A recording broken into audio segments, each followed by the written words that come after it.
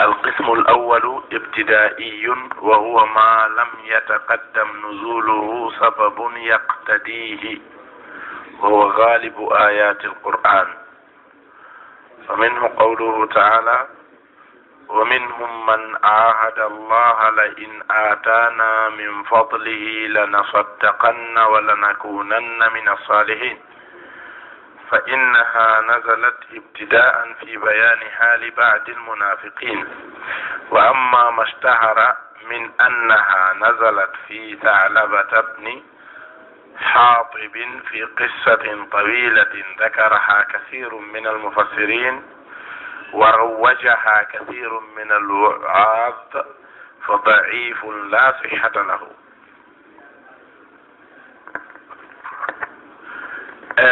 ɗo hande den yewtude fi noone e noneji gande qur'ana ɗen ma yusammunahu bi ulumi alquran. on tini ko deftere raɓɓinɗinnide e toɓɓe buy wonɗen jangude tigi yen hendo toɓɓe jane ɗen. andugol men toɓɓe jane ɗen ɗo wawen yiltorde sabu andugol men ɗe ɗo toɓɓe defte jane ɗen tigi yen yanñino kala ko yiɗen ɗo ko ilmum min ulumi alquran damal gotal kala ɗo.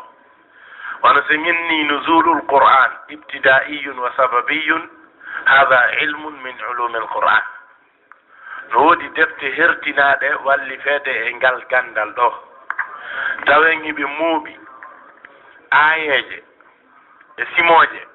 arɗe tawa tippagol majje on ko ibtida'i, ɓe mooɓanma kadi arɗe tawa tippagol majje on ko sababi. ɓe yiyatoma nafoore andugol ibtida'i e nafoore andugol sababi ko honɗum sendidiri ibtida'i e sababi, ko honɗum waweten ɓiltude e nder ko wiyete kon ibtida'i e nder ko wiyete kon sababi digi yen duñcitor ka masailul fiqh, ka masalaji fiqha. kon ɗo ko hunode nde wonɗen hendade e yoga e tugale mum e findinande hakkininde digi yen wawu yawtirde sabu mayreya hen e goɗɗum ngo. id huwa sha'nul ilm, ko ɗum ɗo woni fiyake kala gandal. sottirgal e gandi gandal ngal.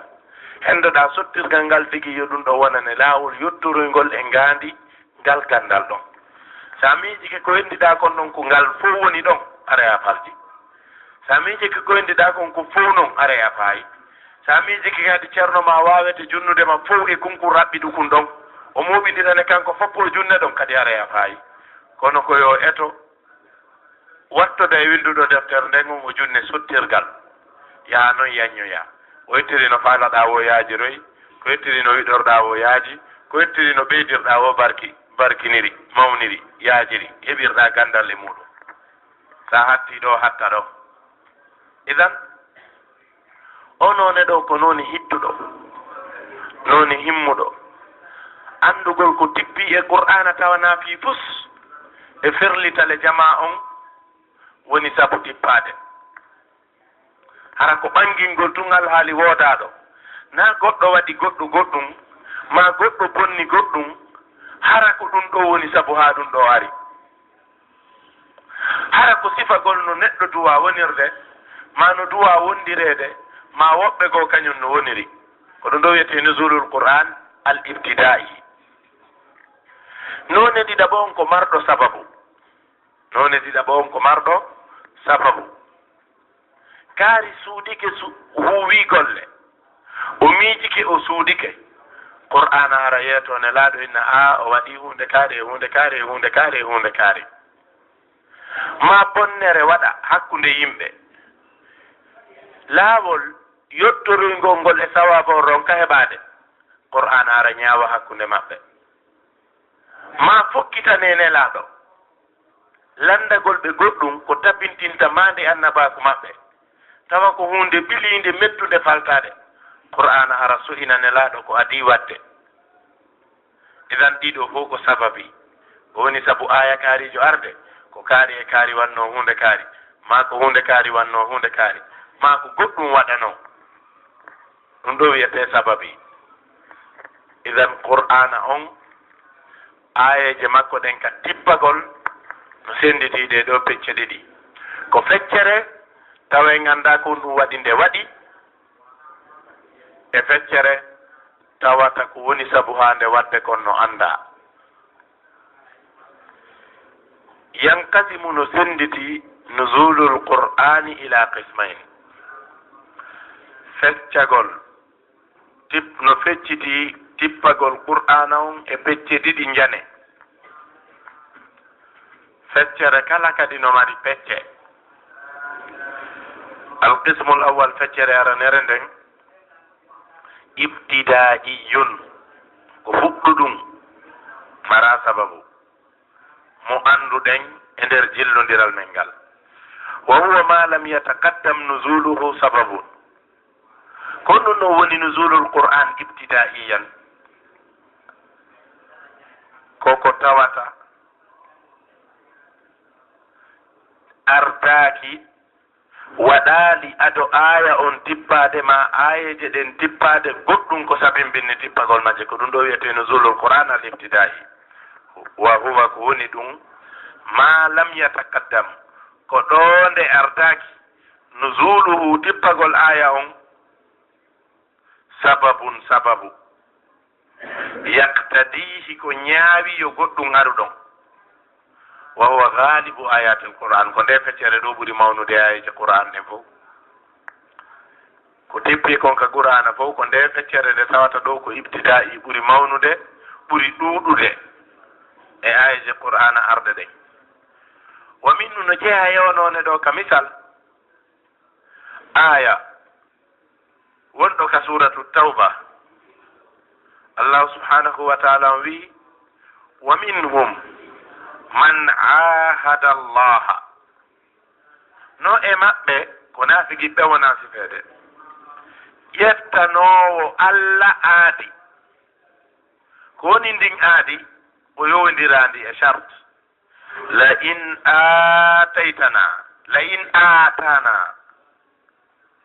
in atana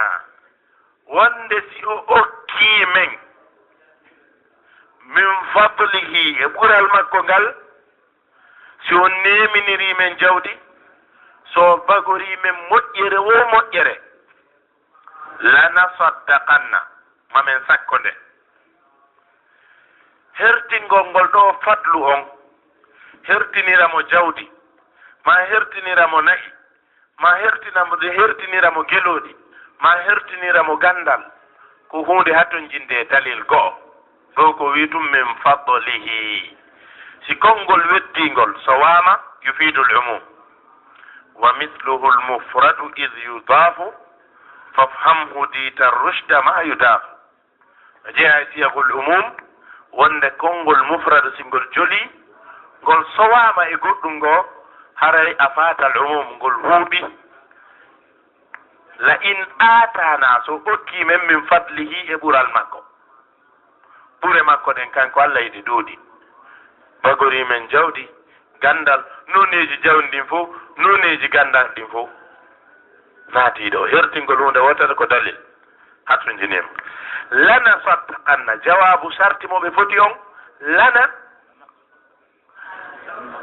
ok lana saddaqanna mamen sakko mamen dépense mamen sendu ko men heɓi kon men waɗa geɓal go min junna woɓɓe go geɓal go walanakunanna mamen laato e moƴƴere nde o bagori men nden mina salihina jeyaɗo e fewuɓɓen e moƴƴuɓɓen mina salihin jeyaɗo e moƴƴuɓe ɓen fa innaha o aya ɗo nazalat o tippike ibtida'an e fuɗɗode nde ardaki ɗum gollal goɗɗo go hara qur'an no arde sifano en ko fi hon ɗum ko hombo waɗi ɗum ko kaarijo fi o waɗi hunde kaari hara en fof eɗen anndodiri e mayre ko ɗum waɗi haa ɗe ayeje tawari fi bayani e ɓangilngol haali ba'di almunafiqin alhaali yoga e naafiki ɓen wa amma mashtahar amma ko lolli min annaha nazalat wonde aya on tippike fi Sa'labata bni Hatibin o gorko wiyeteeɗo Sa'labata bni Hatib wi'ugol koye oɗo o aya ɗo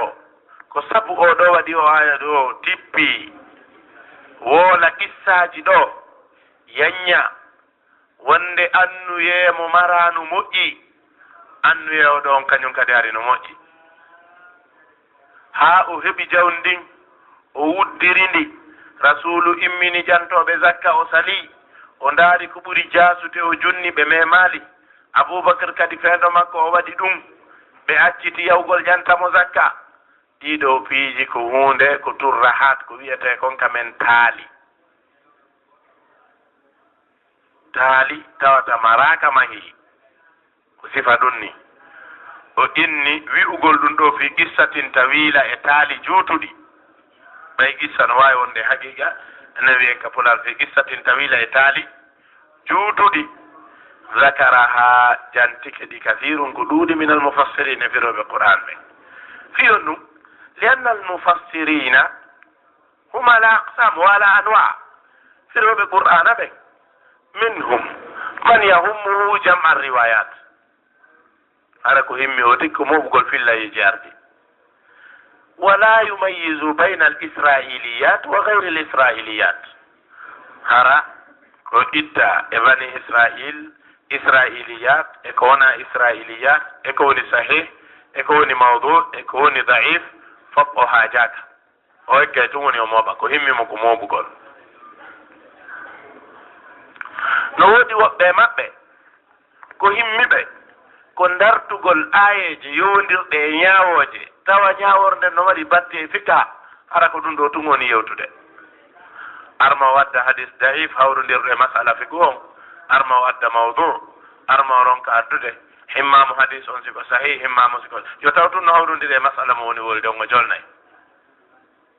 no woodi e maɓɓe tawa ko balaga wonɓe woni daarirde faandunde ƴi'e luga ɗen tawa ko ɗum ɗo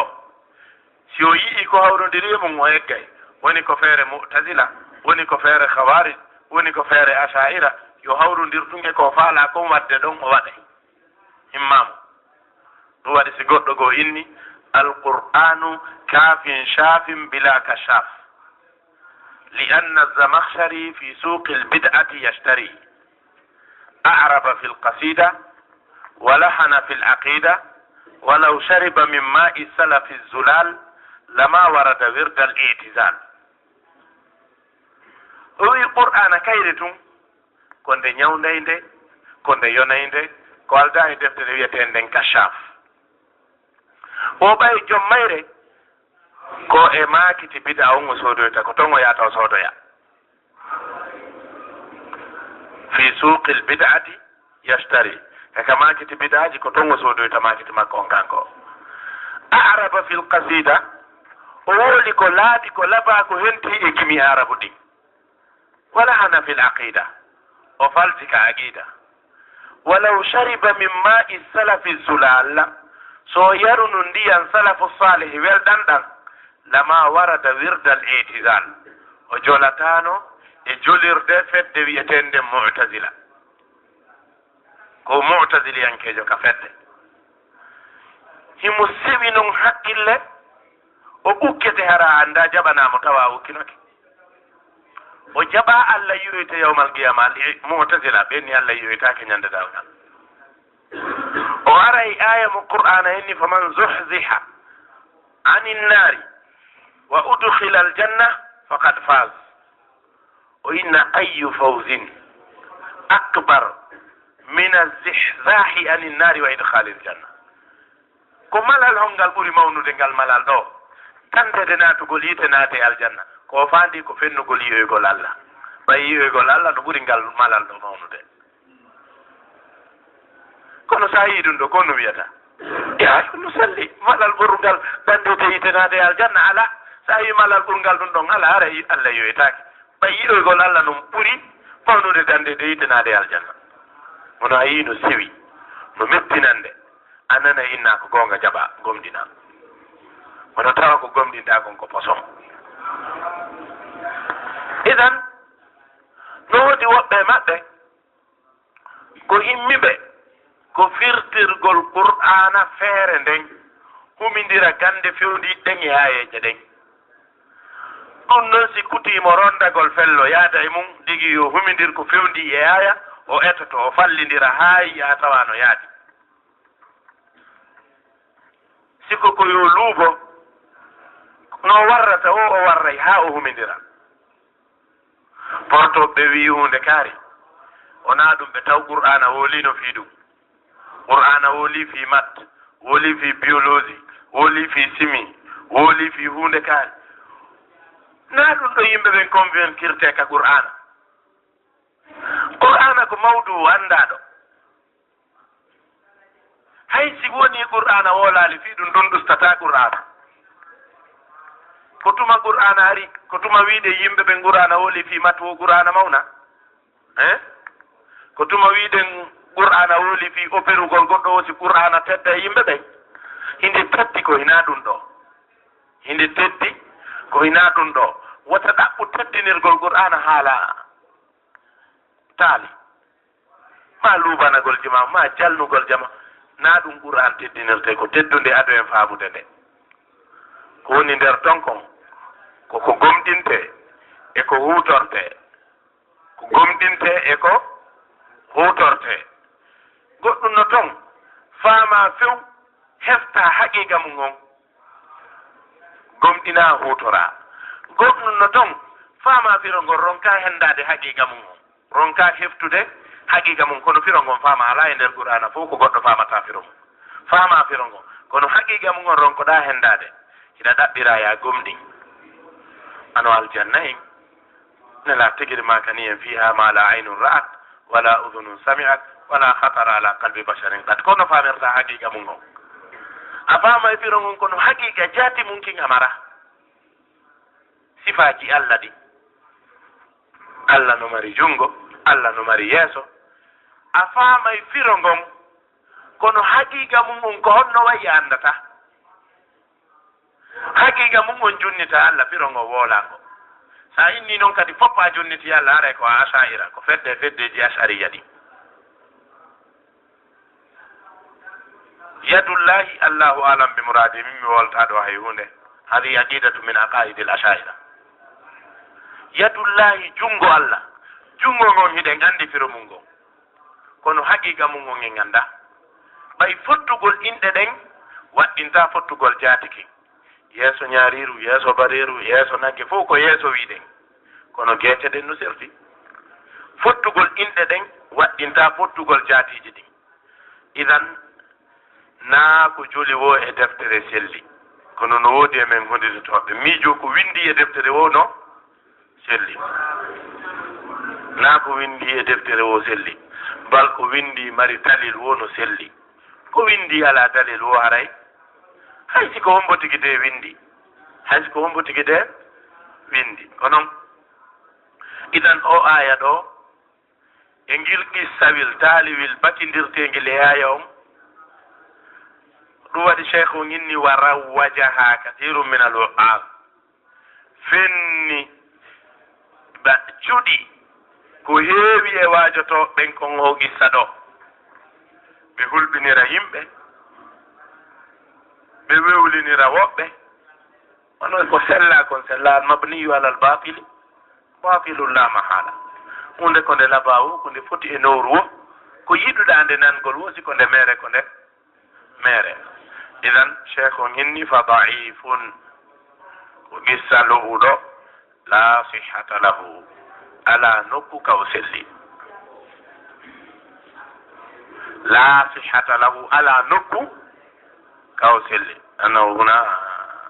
nakiratun fi siyaqi nafi yufidu al umum ay nokku sellal la sihhata lahu alqismu thani noni ɗiɗaɓo on ɓawo jantike noni arano on ko jantoɗi oɗo aya o waɗimo misal e ɗuɗugol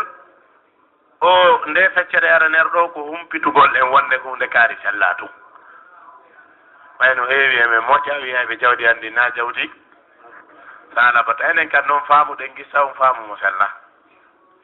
e ɗum ko welata yimɓe gissagol fof enen kadi faamu men on yo gissa ɗo o sella ɓay tuma wiɗa goɗɗo jawdi andi na jawdi salabata woray ko faandiɗa ko na jettirtedi ni ɗum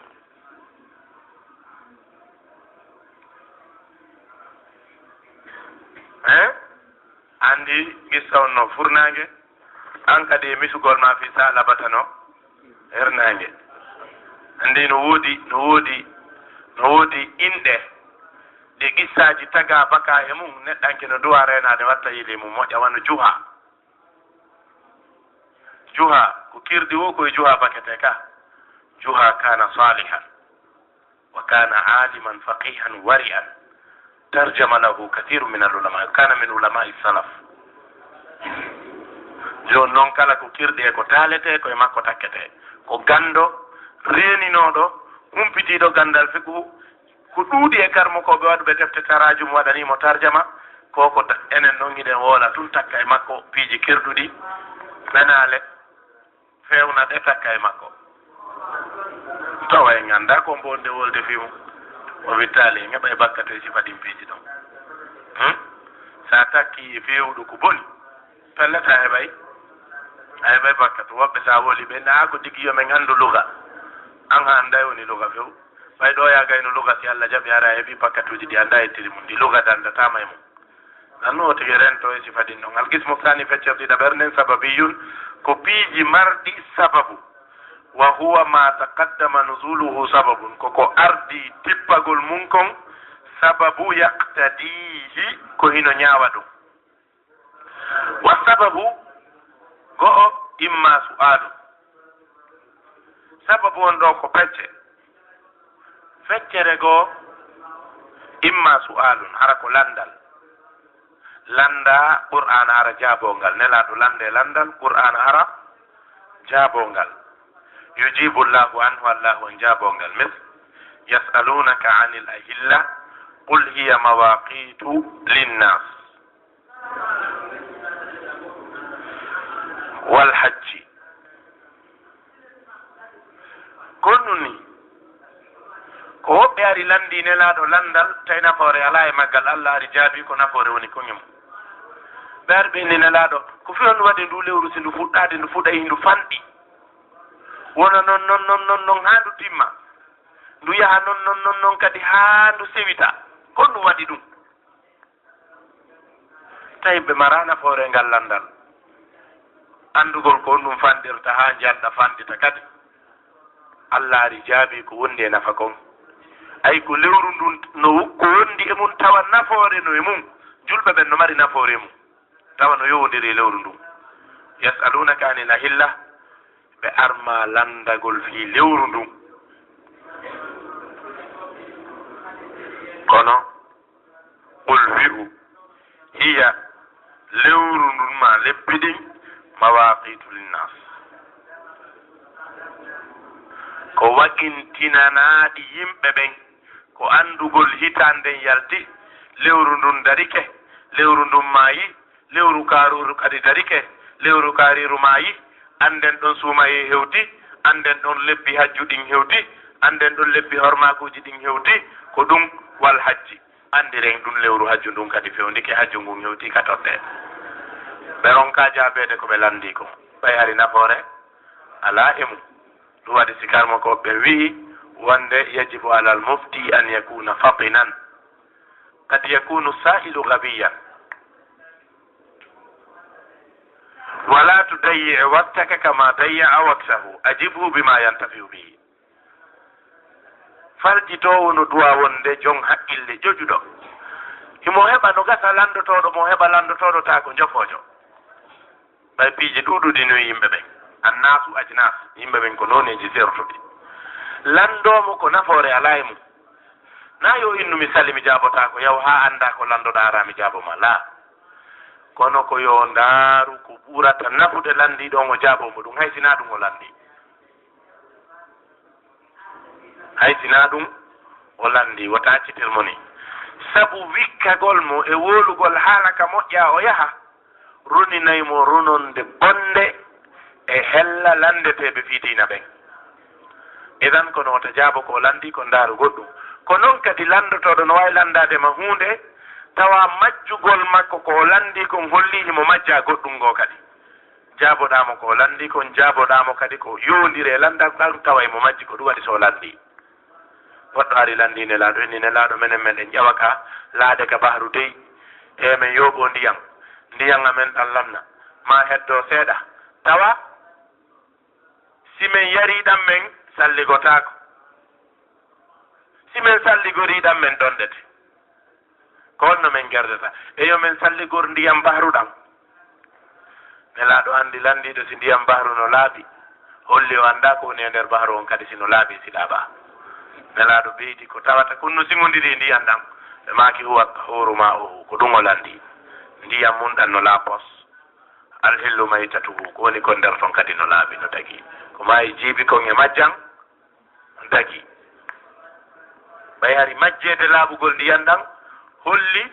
no handini majjede kadi ko woni kon e nder ndiyam ɗam ɓe jaabi ko o landi kon ɓe ɓeyditanimo idan mofti no duwa wonde fatin arana yawi wan kadi onon hollandete goɗɗum jaabuɗo goɗɗum e ɓalejo ha hande o jaabota ko makko landita ko landal ko jaaborta ko landal naam nelaɗo kadi jaabori landal ɓe linti ɓure ko woni kon e sakkagol e tambitagol goɗɗo inni ɓe e nelaɗo hay goɗɗo ko watta e farju sonnajo mum on ko sadaka nelaɗo maki e tawno waɗi ɗum ɗon ka harmi o heɓayno baggatu ko landal ɓe jaabor landal kana ɗum landal ɓe jaabor landal idan ɗum jaka na ɓale tum wadda ɗum na ɓale tum jaborta landal idan misal ɗiɗa ɓangal none ɗiɗa bon aw hadifatun ma ɗum kesi zamanu ɗi e probléme masibo goɗɗum waqa'at yani tahtaju no hatun jini ila bayanin e fensitede e ɓanginede wa tahdirin e rentinede min wano si woni ella yaniɗo o waɗi himo andi e rentinede e muɗum ma himo andi e ɓanginede qur'an ara ɓangina ɗum ɗo kadi ko noneji sababi ɗi wala in sa'altahum layaqulunna innama kunna nakhudu wa nal'ab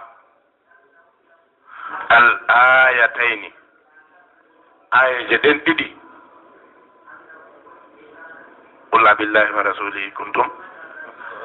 tastahzi'un al ayataini nazalata fi rajulin min al munafiqin de tippi e gorko e nafiki ɓen o jalnori Allah o jalnori aya jallade mo jalnori nelaɗo mardi noon ka aya idan tawi o yani e masibo o yani e keferaku qur'an ari ɓangingol wonde manna goɗɗo jaɓantake ganto e piiji dan jalkitugol dina Allah kan ganto ala woni ko sama kala woni ko soobe woni o anniyaki jalugol dina kanko keferaku la ta'tadiru qad kafartum ba'da imanikum kono ɓe wawi jangude ɗum ɗo firen kono arayɗe yande muɗum waɗen paga e hoore dina kam paga e ka waare paga e ka coñci wiyen kaftani tuubum enen tigiɗi e men awa si aya on naata nder ton nelaɗo no maki la tahqiranna min almarufi shay'an e ñinni ɗum ɗo kadi yufiidu maɗa al umum annakiratu fi siyaqi nahi yufiidu al umum moƴƴi ɗin fof wata jasin hay hunde jaasingol ngol woni kaka lafdu woni kaka mana o ta jaasi kaftaniwel ɓay ko concol diina woni concol diina wota jaasi baɗum wota jaasi ɓay woni ko accitirade fi Allah wota jaasi wi waare fanɗi jalɗi ɗum ɗo ko hakkunde laaña ɗiɗi tum wota amijo so ɓe holi ɓe yalti diina idan qala fi gaswati tabuk o wi e hare tabuka ngen fi majlisin e jonde ma ra'ayna misla qurra'ina haula argaba butunan wala akdaba alsunan o wi'i e gaswat tabuk o en yi'ali sifa jangoɓe men ɓen ɓe ɓurɓe rerɗude reeriɗuɗe deedi ɓurɓe fenude ɗenɗe wala ajbana inda liqa ka hoɗo si jooɗama iɓe reere ɗi ɓuri fof ɓe reere ɗi ɓuri fof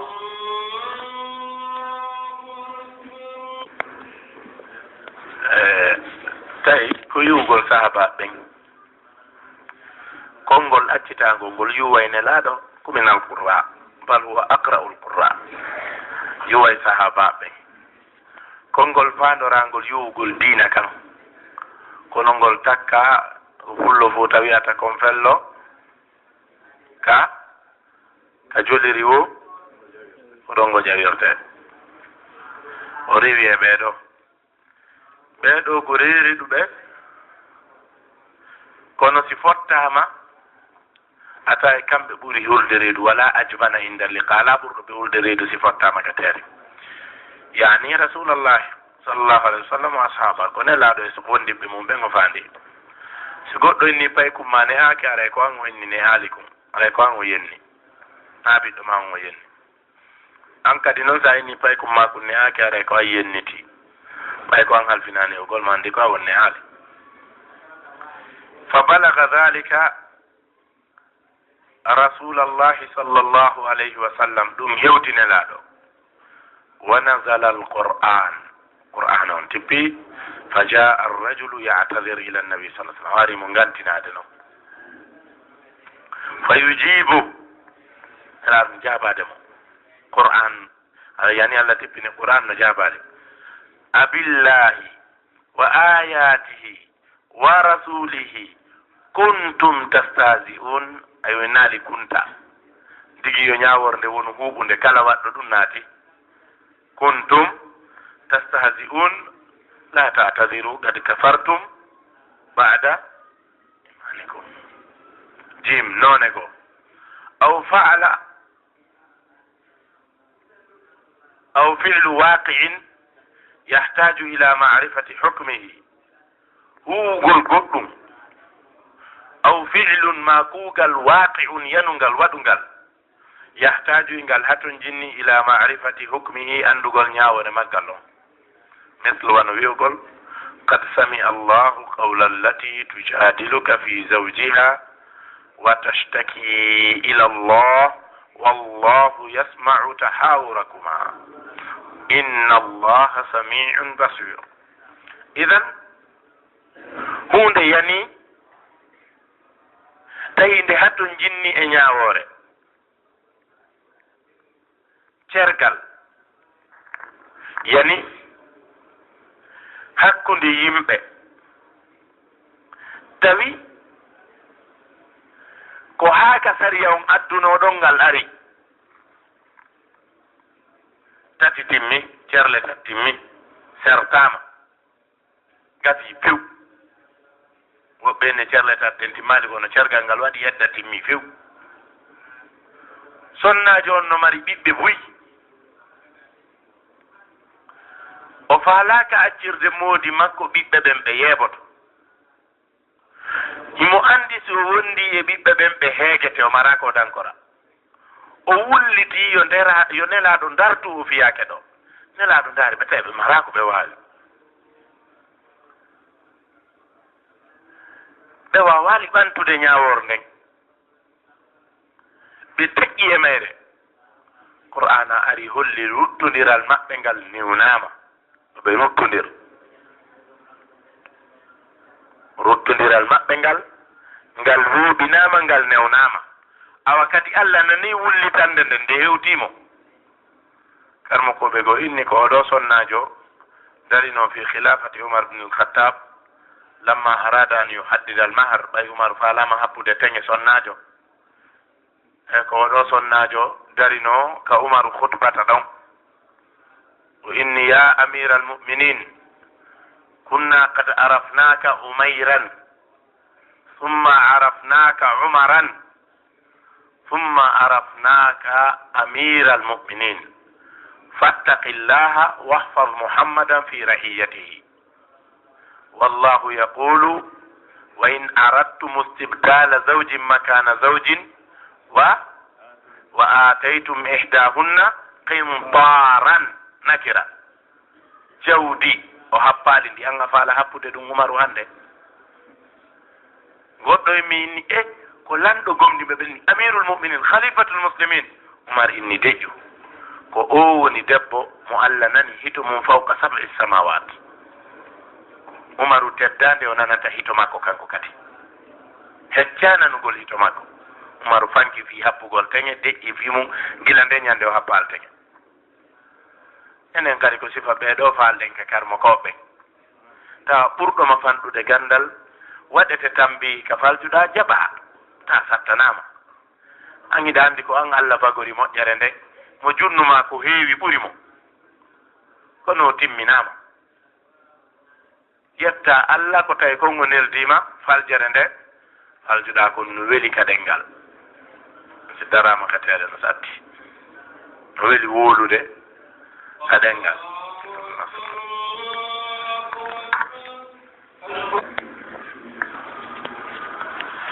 فوائد معرفة أسباب النزول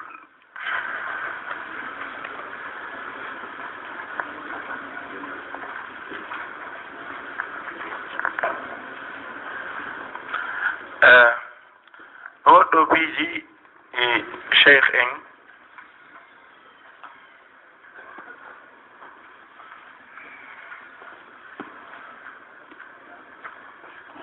نودي دو بيجي دوادي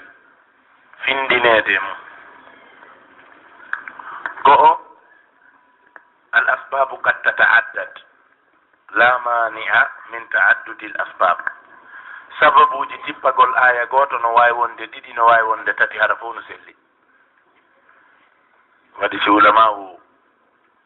ulumi al qur'an nabbahu ala annahu qa'ida la mani'a min ta'addudi al asbab li ayatin wahida aya goto heɓanen mo sababuji tati nayi ɗiɗi ha yeeso ellala woni tun yo taw hara sababu kala no mari mahmal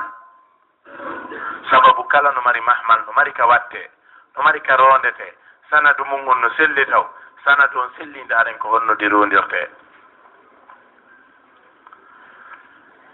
amma nafoore wonde nde ñandugol asbabu nuzul kon non sabimbinne tippagol aya kaarijo e aya kaarijo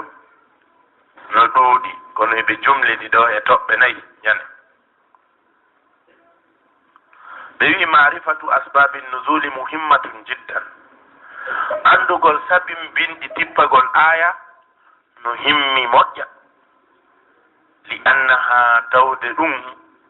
tawde kanji sababuji ɗin tu addi hiɗi totta neɗɗanke on ila fawaida yettinoyamo e naforeji kasiratin ɗuɗuɗi min ha no jeeya e ɗin naforeji go'o bayanu ɓangingol anna alqur'ana nazala min allahi taala wonde qur'ana ko tippinde iwri e Allah subhanahu wa taala on wa dhalika ɗum non لأن النبي صلى الله عليه وسلم يسأل عن الشيء فيتوقف عن الجواب tawde kene nelaɗo landete hunde ɓe darto jabagol nde ɓe ronka nde jabade ko ɓe landade ɗon ɓe ronka junnude nde jababuye ko nde landa ɗon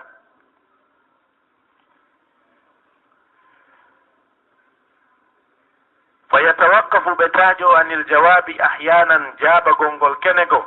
حتى ينزل عليه الوحي ها وحي تبو أو يخفى عليه الأمر الواقع فينزل الوحي مبينا له ما هو de waɗunde nden nde suuɗano nelaɗo on kandude nde waɗi aw yakhfa alayhi al amr fiyake on suuɗano nelaɗo alwaqi waɗuɗo fa yanzila alwahyu mubayyinan lahu wahyu on tippo ɓangina nde ko honno nde woniri ma ko honno nde warrete ma ko honno nde waɗiri imma tawa ko noone no nde waɗiri noon suuɗi imma tawa ko ñaawore ko waɗi kon suuɗi imma tawa ko ɓanganduyi moftuɗo ɗiɗiɗi noon aya on fiyake on hato jinni qur'ana tippo ɓanginanayi ɗum misal noone arano mo wiɗen on nelaɗo lande ɓe darto jabagol Allah subhanahu wa ta'ala jabora wahyu misal aranal ngal wa yas'alunaka 'anir ruh qulir ruhu min amri rabbi wama utitum min al-ilmi illa qalila himɓe arma landade fii ko wiyete ko ruh nela tawi malumala ɓe daaƴi ɓe ronki jabade qur'an ari Allah subhanahu wa ta'ala jaabi qul maaku arruhu ko landi ɗon fii mum ko wiyete ko ruh min amri rabbi ko e yamirore joomi am woni koye fiyaki joomi am woni koye jonngo joomi am woni wama utitum min al ilm on okkaka e gandal humpitagol ko yowodiri e ruhu illa qalilan si wona seeɗani andi soggande aya on kene no ɓanginana en ko on ɗum fanda e makko wama utitum min al ilmi illa qalilan ko non woniri no wona ko huuɓi kono ɗo ko fandako ko yowdiri e ruhu on li anna siyaka yubarhinu ala anna al murada bi nafyi kathrati al ilm huwa fi sha'ni ruh no wawa wonde koye gande ɗen fof woni en hokkaka e gandal si wona seeɗa gandal wo gandal e mara e muɗum si wona seeɗa no wawi wonde kono soggande nden ɗo nde fandaki wonde gande ɗen fof en hokkaka fi majje si wona seeɗa la ko fanda ko wonde ruhu ko ɓe landi kon fi mum en hokkaka e andugol fi ɗum ɗo illa qalilan si wona seeɗa amma si woni gande ɗen fof haray na ta'wil goto aya on mari ko wonde wa ma utitum min al ilm on okkaka e gandal si eɓɓidirama e andal Allah ngal illa qalilan si wona seeɗani amma gandal e nder gande woduɗen karamokoɓe gono kokaɗe ɓe wona tugalal e majje ɓe wona yiltorde e majje taade faltetaki sinatuma ɓe yiida haray wi'ugol ɓe on fannumo ɓe ɓendi ɗon wama utitu min al ilmi illa qalila ko hutorgol ayongi ko hutortake muɗum amma fiyake mo aya on ari on fimu ka ruhu wama utitu min al ilmi illa qalilan ay min ilmi ruh ko yowdiri ruhu on illa qalilan woɓɓe ƴettay ruhu on ɗo waɗa qur'an ɓe inna neɗɗanke no taga e piiji ɗiɗi loopal e ruhu loopal ngal keka leydi iwri ko faggata ngol kon fof ko ma iwra ka leydi ko faggata ko loopal ngal foppet ɓay ko loopal ko leydi ko faggata ngol kon fof ma iwra ka leydi o wi ngal kangal ɗon minha khalaqnakum wa fiha nu'idukum wa minha nukhrijukum taratan ukhra ɓayka ka leydi wi oɗon moƴƴina keɓal ɗiɗaɓal ngal ene ɗanki ko wiyete kon ar ruhu on ruhu on noon ko iwru ɗum ka Allah wa yas'alunaka ani ruh qul ruhu min amri rabbi wa wa idh qala rabbuka lil malaikati inni khaliqun basharan min tin fa idha sawaytuhu wa nafakhtu fihi min ruhi faqa'u lahu sajidin. Idan gebal ɗiɗaɓal ɓaw lopeden fonnama ko ruhu on ɓenni oɗo ruhu kadi nguure makko on kaka Allah yurata. ɓay arruhu min amri rabbi wa huwa alquran. ɓandu ndu no wawi wurude hara ruhu o maayi so ruhu o nguurinoraɗe qur'an haray ko mayɗo. ruhu on no wawi wurude hara ɓandu ndu no leddi no dampi no soñji no ɓitti ono tawa ruhu on no wuuri. ko ɗo ulama u tarbiya wa suluk ɓennata ngalo ko ngalu ruhu. ay si ruhu on wuuri o hentike haray ko hedditi kon hay tampi jommum andata fiyon ɗum ruhu on no haari. kono si loopal ngal ɗum faddama haray ruhu on maayi. haray ruhu on maayi. ɓay ngal tettay woni ruhu on hayfa o tigi tebbito. ndaare ko sendi ɗi kanji ɗiɗi mumunteji ɗin kanji koye loopal ngal tun ɗi taga ma feero ko hatton jini e nguure. si goɗɗo fawtiki reedu ndun tun e farju on tawi ko ɗiɗo tun ɗiɗi o hinni haray huwa ilal bahimati asbah tawi ko mumunteji ɗin o nandi. yakuluna wa yashrabuna kama ta'kulu al-an'amu fannaru maswan lahum ay ulaika kal an'am. haray mo woywa mumunte ndi huwondirtako ndi yewtidotako ndi haldetake daro li annahu kal bahima yahummuhu shay'an albatnu walfarju. ɗiɗo ɗiɗi haray himmimo. ruhu on ko mayɗo makko ala gollude. si neɗɗanke hilnike dewal horugol e janngugol e juulugol dewe ɗen o hilnike ɗen ɗon ɓanndu ɗum hayfay ruhu on tedda tawa kanko e malaika ɓe ɓuri nandude. ɓay malaika ɓen ko min arruhi fakat tawa kanko e ɓen ɗon ɓuri ɓattodirde kanko e ɓen ɗon ɓuri nandude. ha enen tigiri longiniɗen ɗum ɗon ka taguɗi tum ka mboodi tum ɓenna kaari no wayi wa malaika.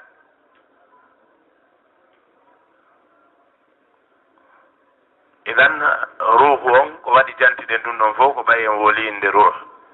aray ko raɓɓiɗi kon fa yasalunaka ani ruh qul irruhu min amri rabbi wa ma utitum min al ilmi ay min ilmi ruh andugol gandal ruhu ngal illa qalilan. amma gande hedditiɗe ɗen o tawata kon na ɗum ɗo ma gande ɗen e calɗi mum ɗuɗuɗi ɗin woɓɓe no wawi kukude ɗe mooɓa falto few ta ko ma ɓe yiide sigata ɗon haray a jangganta o tiguina wa ma utitum min al ilmi illa qalilan. waɗi goɗɗo inni goɗɗo o wa ma utitum min al ilmi illa qalilan wonni ko non woniri kono ko yon qalilan ɗum ɓurda. ko non woniri kono ko yon qalilan ɗon ɓurda kono ko fata qalilan on ɗo ko fi ruh ma fi gayrihi. fa fi sahih al-bukhari عن عبد الله بن مسعود رضي الله عنه أن رجلا من اليهود قال يا أبا القاسم ما الروح وند غوركو يا اليهوديان كبن وني كو ايو أبا القاسم كو ايو بن القاسم أفون لادو ما الروح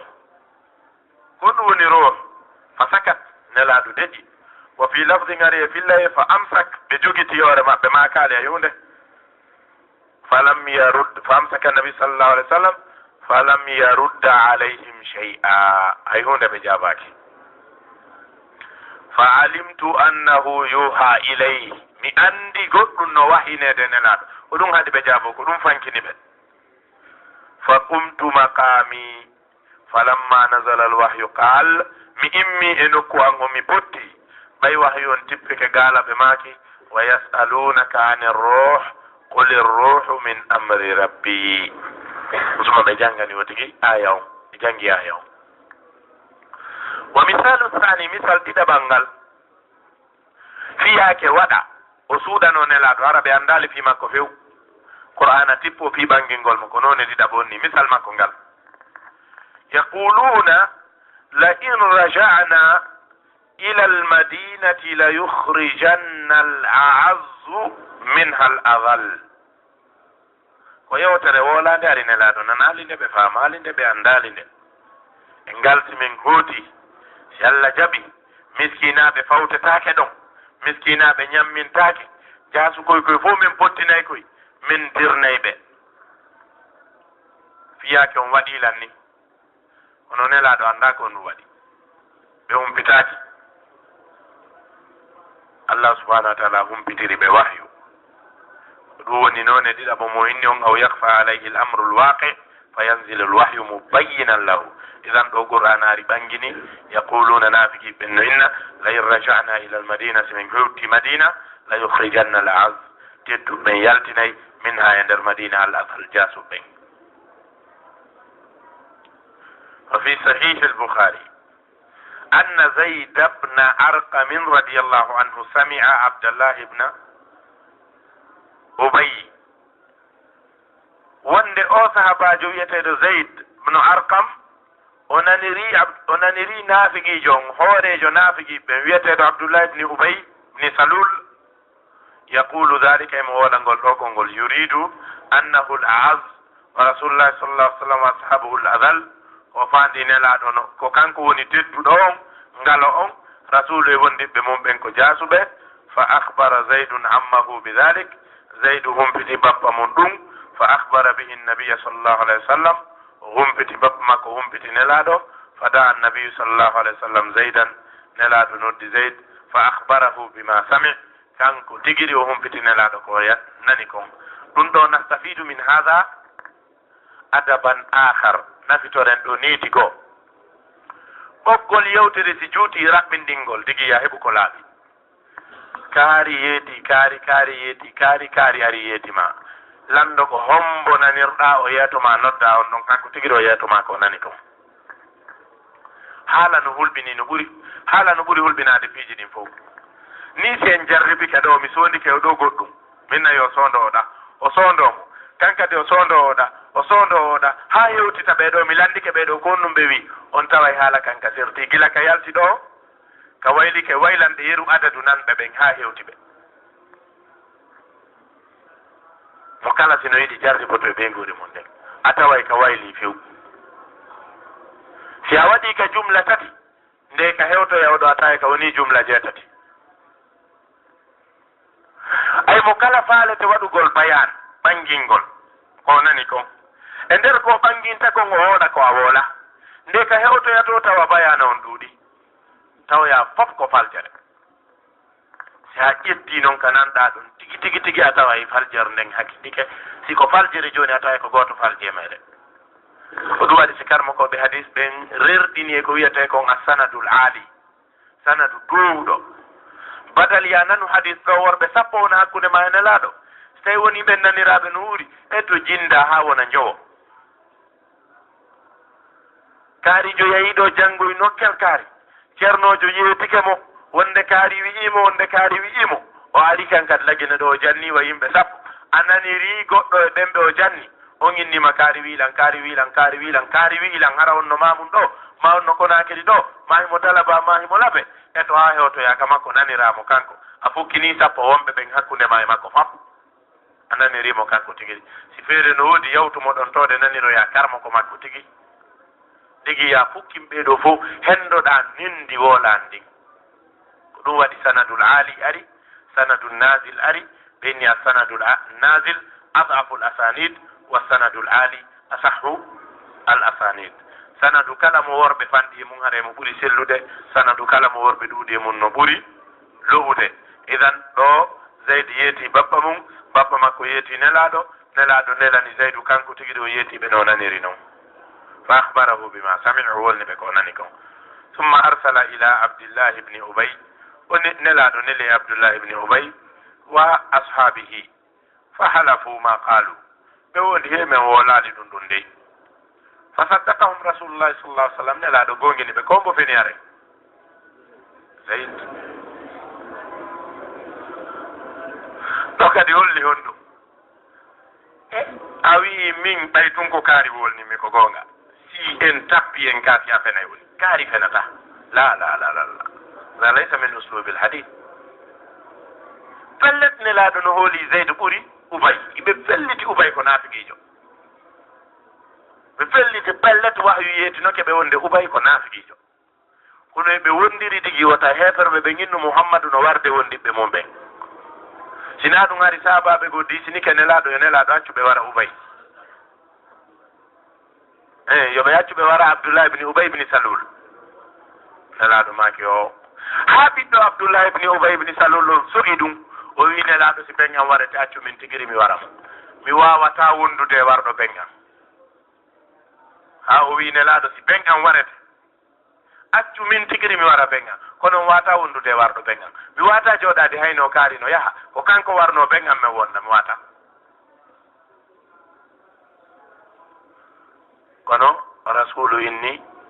mi jaɓi ko goonga ɓe serti fa anzala llahu tasdiqa zaydin allah tippini gongingol zayd fi hadihi l aya o aya fastabana al amru li rasulillahi sallallahu alih w sallam fiyake on weetani nelaɗo gasa ɗo ko waɗi nelaɗo gongini ɓe ko ɓayɓe wondi si goɗɗo wondi haray gongimmo joni ha wotigi wondi haray gongimmo ko ɗum waɗi fay ɓenno duwa nigirede woɗɗagol wondugol hara ɓe suttinaka wondugol tuma o tuma hara e biyun jasuku yani anana wallahi billahi tallahi on no yura dow ta ko fenade yani si ɓe wowtinama ɓe so'ata mawnugol huɗorgol allah ngol si ɓe so'ali mawnugol huɗorgol allah haray ko tuma ɓe wondi wosi ɗayɗi enne ɓe fenay si ɓe wondali aray ko gonga si woni ha ɓe wondi aray anda ko fename ɓay ɓe wowti mawna ande kadi hunde si mawna e goɗɗo o wonda e tum ay oɗo ɓay ko fenowo o gonta ɗum ɗo ko goɗɗum tawi o wonda e tum o wondi tum fenade ɗiɗi e nafooreji wonɗi andugol asbabu nusul bayanu inayati llahi ta'ala bi rasulihi sallallahu alayhi wa sallama fi ddifa'i anhu ɓangingol toppitande allah towɗo on nelaɗo makko on sallallahu alayhi wa sallam ka duñugol lorraji ɗin pottina e makko ka hiwugol mo ka duñangol mo ka puusangol mo wiyon ɗum kene ellaji ko yana e ɓeygure maɓɓe nden ɓe tukke tuningol noon ɓiɗɗo goɗɗo e ɓeygure makko ko tuningol mo kanko ka nanen e wimo inni ɓiɗɗo ma ne aaki haray ko an o yenni ka idan wano nene aicha ko tukkano kon wonde ɓe waɗi zina ɓe tukkano ko wonde ɓe waɗi zina ɗum ɗo tawi no muusinelaɗo no satti e maɓɓe ɓay ɓe andi ko suudu maɓɓe ndun tunina kono qur'an ari toppiti tippi holli inna alladhina ja'u bil ifki usbatun minkum la tahsabuhu sharran lakum tammijo ko bone wonan ndew tippi laɓɓini nene aicha aybini wolunoɓe saki yewterne ɓe nanga ɓe focca naniranoɓe yewtere nden fof nanga focca sawru fatawol 70 haddul qadr no jeyano e biya ɓen sahabajo tedduɗo wiyeteɗo hassan bni sabit kono ko ukkimo e ɗum o nanu naafigiɓe no wola wandali ko naafigiɓe kan kadi o wooli o sikki ko gonga ɓaya on tippike ɓe nodda ɓe waɗa sawru 70 ɓay ko hiddi allah hassan sabit ko kawra o nelaɗo kono hiddi ndi ñimnano e hoore maɓɓe misalu dhalik qawluhu ta'ala وقال الذين كفروا لولا نزل عليه القرآن جملة واحدة belandi ɓenni ko ɗum ganno qur'ana tippine nelaɗo nde wootere pet gasa sifa ko annabi moussa heeɓi kon wa katabna lahu fil alwahi min kulli shay foppu windaka alluje tawreta foppu windade wootere o ardi e mum ko anno ɗo kadi waɗani ɗum nde fop nde tippo nde wootere kono allah o holli o toppiti nelaɗo o wattawni ile makko o wi'i linu sabbita bihi fu'adaka o digi yomen tabintinirnde fondement ngon wa rattalnahu tartila min jangine nde jangin sirtuki min jangine nde jangin sirtuki harana soggugol fop nde wotere jangine ɗum ɗo taw min ara min jangine ɗum ɗo min ara min jangine ɗum ɗo doy seeɗa wa kadhalika ayatul ifk ko ɗon ayeji arɗe fi fennugol fenunoɓe hoore nene aicha tukkunoɓe ɓe fa innaha difa'un an firashi nabi sallallahu alaihi wasallam ko duñangol uti nelaɗo ndin sonnajo maɓɓe ko tukka wa tathiran lahu laɓɓina nelaɗo amma dannasahu bihil affakun ko tuniniri ɓe kon fenoɓe ɓen utilal kharrasun. idan noone tataɓo e naforeji ɗin bayanu inayatillahi taala bi ibadi ɓangingol toppitande allah wattande allah yiili bi ibadihi e jiyaɓe makko ɓen fi tafriji kurbatihim yolɗingol ngoƴoji maɓɓe ɗin wa isalati ittugol humumihim sunuji maɓɓe ɗin himmeji maɓɓe ɗin. gammu no wi'e ngoƴo korb no wi'e ngoƴo siɗi ardi ko maaɗi serta ɓay qa'ida on ka tafsir at-ta'sisu awla min at-tawkid. at-ta'sisu awla min at-tawkid. sincangol konngol kala firo no ɓuri tentingol ngol wono ko nelaɗo maki ida ataytumu salata fatu bi sakinatin wa waqar. sakina ko woni firo sakina ko waqar ko woni firo waqar ko sakina kono ɓaydi ardi nokku ngotu at-ta'sisu awla mina at-tawkid. junnugol konngol kala firo no ɓuri innugol tawqiron ko tentingol sakina o bi sakinatin wa waqar ay al-waqaru tawkidun li sakina ko tentingol bi sakinatin deƴere wa waqarin e deƴere inna ko tentingol la at-ta'sisu awla mina at-tawkid. ɗum waɗi si karmakoɓe goo hertiniri sakina on tere ɗen hertiniri wagar on ɓernde nden ɓe hertiniri sakina on tere ɗen angal dogugol angal hawjugol hippagol tere ɗen hilnagol ko de jogi wakar on hertinira ɗum ɗon ɓernde nden fandagol ka fokkitana ɗon hilnagol ko fokkitana kon ittugol nde e ko iwa kon e mum natta nde ko wona yahanede kon fatu arde julde nden bi sakinatin deƴere tere doyi wa waqarin e deƴere ɓernde sutano ɗon ko wonno yahande kon. ɗo kadi innen fi tafriji e yolɗingol kurbatihim goƴo maɓɓe ngon wa isalati ettugol humumihim sunuji maɓɓe ɗin ma himmeji maɓɓe ɗin. misalu dhalika misal mum ayatu tayammum aya fi tamagol ngol fa fi sahih al-bukhari harika sahih al-bukhari annahu da'a iqdun li aisha radiyallahu anha wa hiya ma'a an-nabi sallallahu alayhi wa sallam fi ba'd asfarihi fa aqama an-nabi sallallahu alayhi wa sallam li talabihi wa aqama an-nasu ala ghayri ma فشكوا ذلك إلى أبي بكر فذكر الحديث ففيه فأنزل الله آية التيمم فتيمموا فقال أسيد بن خضير ما هي بأول بركتكم يا آل أبا بكر والحديث في البخاري مطولا. إذن أودو حديث وندو سي البخاري وندي بك قدل نيني عائشة tawi ɓe wondi e nelaɗo e yoga e setale e jahale nelaɗo on immani ɗaɓɓitugol ngol koɗol yimɓe ɓen darani julde nden ko alta e ndiyam ɓe faaɗa tottude waktu on ko alta e ndiyam ɓe wulliti ka aboubacre siddiq hadis on no juuti ɓe janti hadis on wa fihi joli e nder hadis on fa anzala allahu on tippini ayata tayammum aya fandagol leydi ndin ɓantugol tayre nden tamagol fa qala usayd ibn hudayr oɗo o wi'i ma hiya bi awwali barakatikum na ɗo woni go'o waɗede moƴƴere e moɗon ɓeydodirgol moƴƴere e moɗon ya ala ababacre yo yimɓe ababacre ayi ko woni sabu ayatu tayammum on ko nene aicha woni sabu nene aicha ko ɓiɗɗo aboubacre ne siddiq na ɗum ɗo woni go'o moƴƴereji mon ɗin no ɗuuɗi ɗo kadi o woni sabu hayfi hari ko ndiyan tun laɓɓinorte joni woni leydi lontoto ndiyan a yahay ka ndiyan ala kono a yataka leydi ala gandu ɗo ko waɗede barki joni noon tawi ko ki barki ɗo kadi woni ko huɗaɓe siya ko huɗaɓe moodi no taskorɗaɓe o atawi ko yimɓeɓe Allah looti yurmede mum nde guitti mum fes idan ما هي بأول بركتكم يا آل أبي بكر. والحديث في البخاري مطولا ولكنهم لا ينظرون صحيح البخاري. ني فهم الآية على الوجه الصحيح. نجيا e andugol sababuji tippagol ayaje ɗen ko wallata jangowo faltagol firo aya on e mbaadi sellundi ken andugol ɓeni za urifa sabab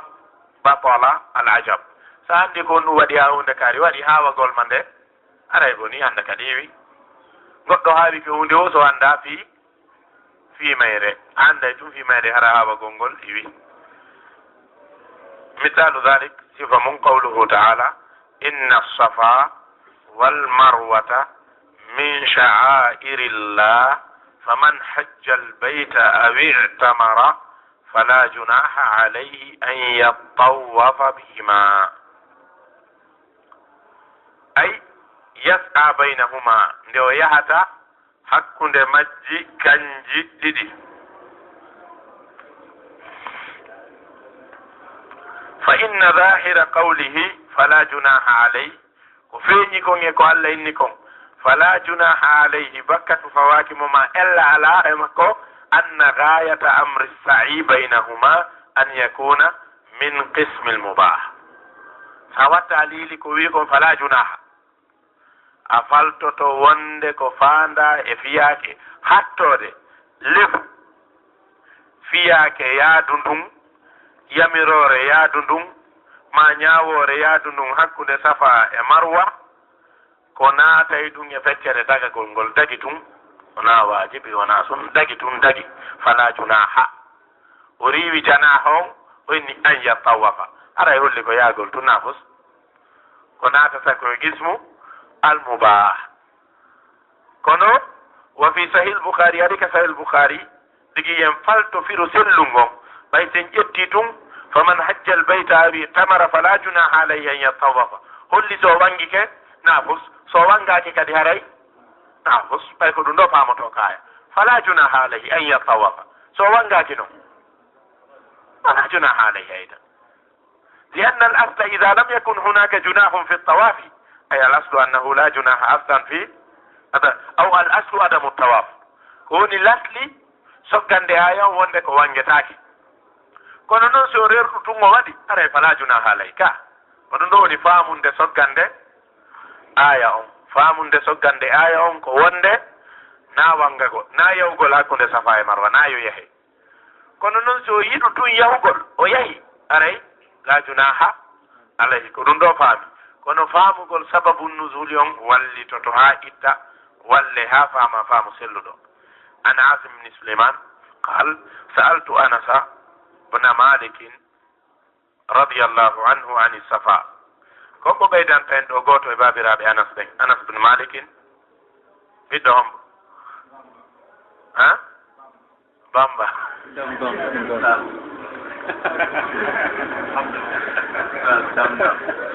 دم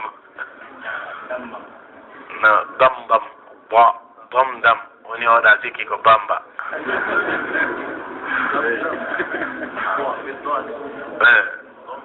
بالضاد المعجمة بني بتوي جاهل عامي ناني قرآن نجنجي داندن نوالني وسيكي كو جانغو قول تو welna awam kadi majjuɓe no jooɗi tan ko makko no jento o janga o yergina ɓeya habbira allahu akbar tawnogi mo bonnude haye jaɗen o anda ɓe anda وإني وإذ قال لقمان لابنه وهو يعظ يا بني لا تقصص رؤياك على إخوتك فيكيدوا لك كيدا وأكيد كيدا فمهل الكافرين أمهلهم رويدا فينحبر إن الله أكبر تيلا نهندي حبر في أن جانغو وان أندا جانغان تبين أندا وني تنو يركي كوكو ويلي كومبي هاتنجين كوكو ويلي لابا كنتم به هاتنجين يا يساد ناندو كانيم كدي بام بام tawi ɓe anndi yimɓe wiyeteɓe bamba goɓe. sa'altu anas bna malikin almutawaffa sanata 30 hitande on nde o feƴƴini ɗum ɗo ko bimbi jannguɗen temeɗɗe 9 tati capanɗe jeeɗiɗi anndon hannde muraduno toon capanɗe jeenayi e tati joginooɗo ɓiɓɓe ɓiɓɓe njelo wuuruɓe ɓen capanɗe jeetato worɓe njelo rewɓe njelo hombo yettoñi nder suddiɓe ndiɗo ɗon ko hafsa ɓaynelaɗo no mari sonnaji wiyeteɗo hafsa Allah jaaɓi oya ko onno innete kunya makko on wolnoɗen ummu omar halas ilan ɗum ɗon no mandita ɓay rewtaka ani safa sa'altu anas bna malikin ani safa mi landike anas ani safa wal marwa fi safa e marwa qala kunna nara annahuma min amri ljahiliya minde yi'uno wonde safa e marwa ko fiyakeji yimɓe majjuɓe adol islam falamma kana l'islamu amsakna anhuma ɓay l'islam ari min nanti hoore amen min jaɓali wadde min jaɓali yaade safa e marwa ɓay min miiji ko jahiliya tum waɗi yahugol hakkude safa e marwa l'islam ari tum min haɗiti min acci ɗon yaagol safa e marwa fa anzala allahu taala inna safa wal marwata min sha'airillah ko jeyaɗum e mandeji dina Allah haka Allah inni ɗon an yattawafa bi hima anduɗen wonde ko jabande miijande no haɗa Allah itti nganto ngon itti haɗande miijanden ay ɓeya miiji wonde man no yawgol safa e marwa ko min amril jahiliya ko heferɓe ɓen sinci ɗum Allah joni noon no ittande nde harminande nde ɓe miiji ɗo o ittira nde konngol ɓattodirengol e ko ɓe miiji kon ɓay ɓe miiji ken no harmi ɓe salike yaagol o holli ɓe fala junaha alayhi an yattawafa bima tawi ko ngol ɗo konngol ɓattodiri e miijo maɓɓe ngo ɓe fiɓi ngon na wonde ko hukmu yawgol safa e marwa ngo woni ɓe junnude ko ittangol ɓe jiɓa ye wonɗo ka fondo tawi ko ittirte ko fala junaha si goɗɗo ari innima ɗo no harmi jentagol hunde kaari a inni a ella ala e mum ko ɗum marɗa wiugol mo ella ala e mum eggugol mo e ñawore nde woni nden artiramo e ko ɓuri hatoñ ko ɓuri fandude e ñawore kon ɓay ko tuma o hewdi la junaha so feƴƴana hukmu goo kono tawi hukmu on arino ka o inni ɗon min sha'airi la ñawore tentunde ngari ɗon fala junaha on ɓe tippinira e miijo maɓɓe ngon wa bi hada ko ɗum ɗo urifa andira anna nafya al junah riwugol ɓittere nden laysa al muradu bihi bayanu asli hukmi sa'i faandoraka ɓangingol ñawoore yahugol ngol wa innama al muradu nafya taharrujihim ko faanda ko riwugol ɓittorgol maɓɓe ngol bi imsakihim sabu jogitagol maɓɓe ngol anhu gay yahugol safa e marwa haysu kanu yarana annahuma min amri l jahiliya ɓayji ɓe yiɗi wonde ɗiɗo ɗiɗi koye fiyakeji jahiliya ɗin jeeya amma aslu hukmi sa'i faqad tabayyana bi qawli min sha'airi Allah idan darɗen ɗo ellanni mawdu asbabuhum few mo fuɗɗiɗen o en gasini hara ko umumul lafzi wa khususu sababi fuɗɗoyten ɗum ɗon ko sandu jeeyandu e mawdu mo wonɗen on e mum kono digi yellannu mawdu on ko on safaro o yeeso ɗon lan yeynga ɗo nani yeynga ɗo yeynga ɗon en yawnay on ko digi yellannu mawdu on ɗum tawi noon en dartoɗo kadi fotten darɗen ɗo andi sen lanni mawdu on ara en lanni ko wiyete kon nuzulul qur'an ibtidaiyun wa sababiyun hara en lanni sababi on hara ande kadi sen fuɗɗoy to ko almakki wal madani se yii noon yen daro ɗo kadi ɗe wawi darade bar min tafino o joni halfinen oustad hamidou oɓe jaabi o al imamuna radinahu li salatina fal nardahu li darsina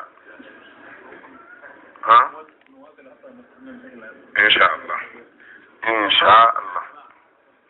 umumul lafdi wa khususu sabab nde toɓɓere ɗo tahiɗen handi e mayre andugol ko sabu honnu ŋaaya on tippori tawi no haton jinni e nde ɗo toɓɓere wonde konngol ngol no ara tage fo ngon fof noddirengol kono tawa ko fi sabu aden goto pet waɗingol tippi konngol aya on ara hara ko tagee fo ngon fof noddira ñaawore wonde nden e aya on ɓe fof ɓe duwa jokkude ñaawore nde kono tawa ko woni sabu arde ko aden gooto digi noon wota miijo ɓay ko on ɗo woni sabu arde koye makko tippi ko fiifiyaake makko tippi wota miijo ñaawore nden kadi koye makko hattata ɓey ɗum ɗo no hatto jinni ko ɗum ɓeynata ka usulul fiqh al ibratu bi umumi lafdi la bi khususi sabab ko kontete ka ayeje e ka makuji nelaɗo ko umumul lafdi ko konngol ngol koye huuɓu fof la bi khususi sababi na ko waɗi kon hangol woola na ko waɗi kon hangol woola sen iwi ka qur'ana malikiyankeɓe no mari ga'ida labaɗo ɗo ɓe inna ma khussa bisababi la yuqayyadu fi lfatwa ma khussa bisababi la yuammu bihi llafdu ko hertinira sababu ko kirtake lafdu on ay taynake qur'ana ka qur'ana gayida on komo parida fottaɗo hono so taynake qur'ana wana ko hadisaji nelaɗo ko hertori goɗɗo huɓintake ka faljitugol o ɓayno wawa wonde ko waɗi ha sabu o faljitira ɗum ɗon ko ɓay ko kanko on ɗum e falte wano mo memi sawru mum ɗum yo salligo ɗum ɗo ko yewteri on ɗum ni huuɓunde man massa zakarahu falyatawadda ko yewtere huuɓunde nde ɗo heddoto si goɗɗo noon ari landike nelaɗo o faljitama ko riwodiri e nde ɗo yewtere ko nde ɗo yewtere heddoto ko faljita kon hertoramo kanko tumi ginnata ɗum bi umumil lafdi goɗɗo ari landi nelaɗo fi memugol sawru mum nelaɗo maki innama hiya buda tum min ka ko huyre jeeya nde ma no memugol huyre ma ko goɗɗum ɓe jaɓata ko oɗo farjita bonna huɓande lafdu mo ɓe inni on man massa zakarahu falyata wadda ɓenni fiyon no no awo wonde o farjitaɗo ɗo ko mayraɗo hara awra makko on serta e teral goo e makko serta e junngo makko ngon sen huuɓini ɗum ɗon hara en bonnayi lorra waɗay fiyon num ka hadisaji nelaɗo ko ma gollitiren konngol malikiya ngol ɗo ɓayi no heewi nokkeeli buy kareten nelaɗo landal gotal ɓe jaabo jababoyeji sertuɗi goɗɗo ari landi ɓe ayyul amali ahabbu ila llah ɓe maki al jihadu fi sabilillah ayyul amali ahabbu ila llah aw ayyul amali afdal maki al jihadu fi sabilillah ayyul amali afdal goɗɗo goo kadi birrul walidain ayyul amali afdal assalatu ala waqtiha ayyul amali afdal hadithun akhar fi sunan dhikrullah ko landal gotal ka kono faljite den serti sen inni noon ɗo bi umumi lafdi enen ɗiɗo fof ɓuri moƴƴude yo golluɗi fof la en inna e nelaɗo ndaaru alhaali landiɓe ɓen kaari ko dolnuɗo jihaadi no fewndi ɓe wimo al jihadu fi sabilillah kaari no mari nene e baaba no gasa ko ronkuɓe ɓay kamɓe sutiɓe ɓe ɓen anndi alhaali maɓɓe on enen hannde kadi ko habaru woni en hewtude e tawi ala ko o waɗa jihaadi ka ɓuri yo darko yumma makko e ɓen makko kaari ko loɓuɗo ma ɗum ko derfuɗo ka julde ɓe yettimo salatu ala waktiha kaari kadi ko ni nelaɗo no annduno kala arɗo ko maɓɓe alhaali mo ardi ɓe faljitamo ko hawrodiri alhaali makko on si ɗum ɗon huuɓinama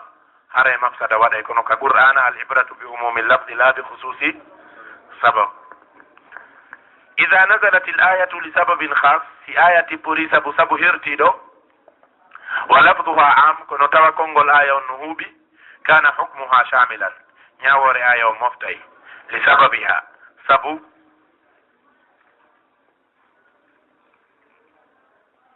sababiha sabu huuɓugol lafdu on kana hukmuha shamilan li sababiha wone ñawore nde moftude sababu o mofti ko hedditi kon fo yimɓe hedditiɓen fo nde wona e moftuɗo mo nde tippori on sabu mum nde wona kadi moftuɗo nde wona moftude yimɓe hedditi ɓen wona moftude yimɓe hedditi ɓen fop fii jalkitugol diina Allah kan yaltinayi e nder diina jalkitugol sunna nelaɗo yaltinayi e nder diina woni Abdullah ibni Ubay ibni Salul o woni sabu ha o aya ɗo tippike e ginnayi ɗum ɗo ko hutorte koye nafiki ɓen tun ma ɗum ɗo ko sabu Abdullah ibni Salul tipporno lanni idan huuɓay kala jalɗo diina kan huuɓay kala jalɗo diina kan fiyon ɗum ayeje ɗen ari bi siyaki al umum ɗe ardi e konnguɗi moftuɗi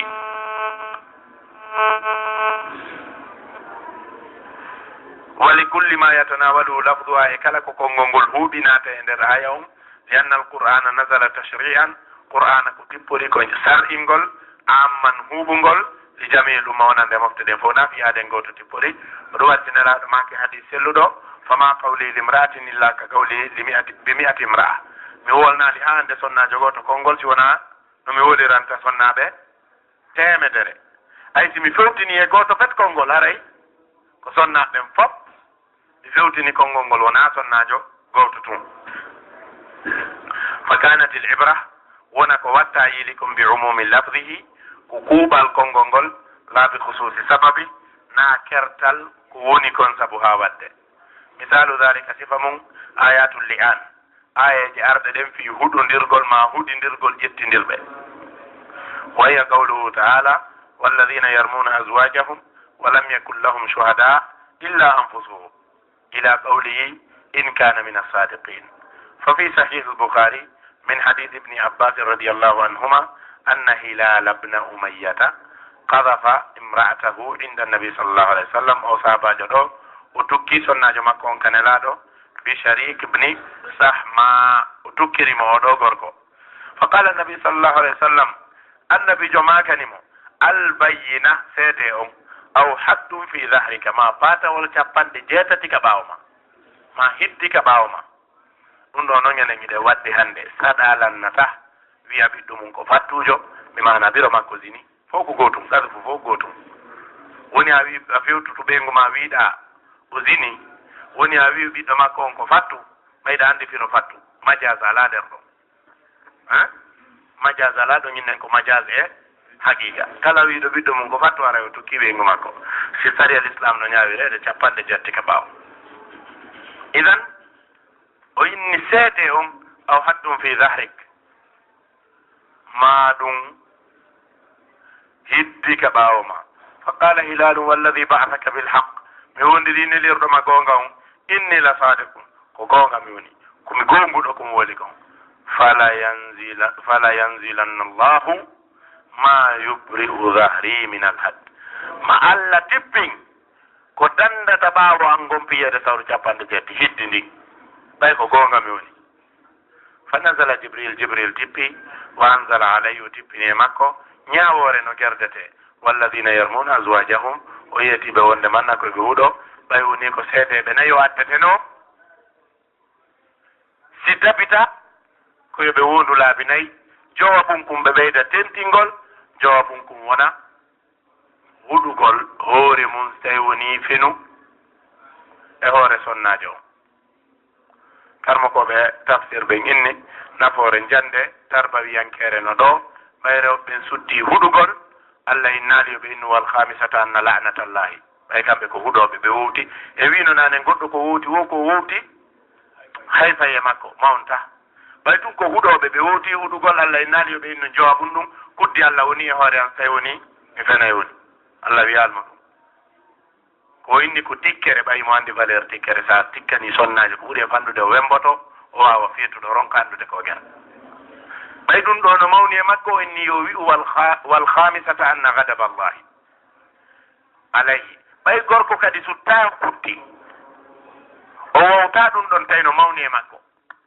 tikkugol ngol ko golle makko Allah e naali yo wi'u tikkere Allah ɓay tikkugol ko golle makko Allah acci ɗon golle makko ɗen sara to ko mawɗini ko mo yo wi'u wal khamisata anna la'natallahi zammo kala hasbira ko wowi kon ɗum ɗo ari faqara hatta balaga ɓe jangi ha ɓe yettoyi in kana min as-sadiqin kalannode ayeje ɗippiɗe mbiɗum ɗo fa hadihi l ayatu nazalat bi sababi qadfi hilal bni umayya limraati ko de tippori ko dukkande nde hilal bni umayya waɗuno nden sonnajo mum on lakinna hukmaha shamilun lahu wa li gayrihi ñaworde no moftimo kanko hilal bni umayya no mofti kadi tanama ko kala yandu e sifa ɗum ɗo bidalili ma rawahu lbukhariyu dalil ko imamu lbukhari filli kon min hadisi sahal bni saadi radiallahu an anna uwaymiran العجلاني جاء إلى النبي صلى الله عليه وسلم وندمن أودو وأريك نلادو فقال وما يا رسول الله رجل وجد ممرأته رجلا قد تودي بينغ من غوركو أيقتله فتقتلونه يو وري مورم مونون كدي هدي أم كيف يصنع كاكو نو جردف فقال النبي صلى الله عليه وسلم نلادو ماكي قد أنزل الله القرآن فيك وفي صاحبتك التي بني قرآن ما يسونا جماعة نجل دوتو إهورة نون آية ونكتب بنوكو في هلال بني أمية ونباي ودو لندك بتايوني هند ووتري بينا على وتاودو تنبي ممكو يقولكو وجوغا وهبادي سيدي بنايو نلا دول لمون هي كوكو تبي دو وهما أنجي بينو ما تبي كو إما أدى بينا ma hitti e ɓaawo ma wonon huɗondir gongol ko hunde kaari qur'ana ɓangini idan ɗum ɗo nelaɗo holli e wonde al ibratu bi umumi lafdi la bi khususi sabab sina ɗum ɓe innatano ko tippori fi hilal ibni umayya ɓay o toñiri ɓeygu makko sharik ɓe innatano wonde manna ɗum ɗo tippike e ma e ɓeygu ma fa amarahuma rasulullah sa sallam bil mula'ana nelaɗo yamiri ɓe huɗodirgol ma huɗidirgol bima samma allahu fi kitabihi ko allah inni kon ka deftere mum fa la anaha on suma uwaymir al ajlani o huɗodi e sonnajo on al hadis arɗo on siginni huɗodirgol ko ɓay wondugol no nder ton huɗidirgol ko ɓay goto kala e maɓɓe awa huɗdi no nder ton huɗay hoore mum quoi fa jaala annabiyu sallallahu alayhi wa sallam حكم هذه الآيات شاملا لهلال بن أمية وغيره لهلال بن أمية وغيره النبي جوادي نياور ديدو آية مفتودة صحابة جنة دون هلال بن أمية اتنامكو ونبتنبري وويمر الأجلاني اندر نياور صلى الله وسلم على